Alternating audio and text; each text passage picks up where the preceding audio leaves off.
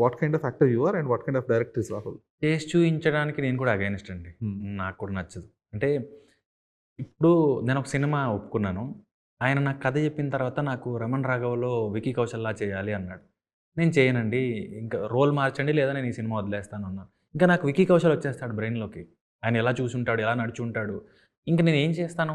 నా క్రియేటివ్ ప్రాసెసే ఆగిపోయింది. ఎలాగైతే చేసి చూపిస్తారో, ఓహో! చెయ్యి ఇంతవరకు ఎత్తాలా?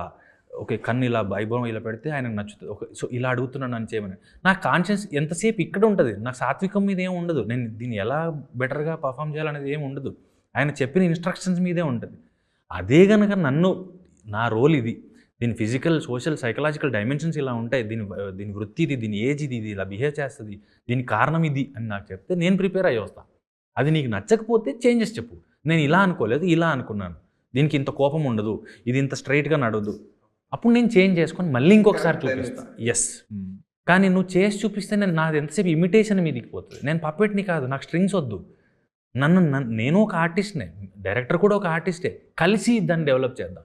దెన్ మీలాగే అన్ని ఇమేజెస్ కనబడాలంటే మీలాగే ఉంటది సినిమా. అప్పుడు అది ఒక డైరెక్టరే అన్ని క్యారెక్టర్స్‌లో ఉన్నట్టు ఉంటది. అది నాకు ఎందుకో అన్‌కంఫర్టబుల్ అనిపిస్తుంది.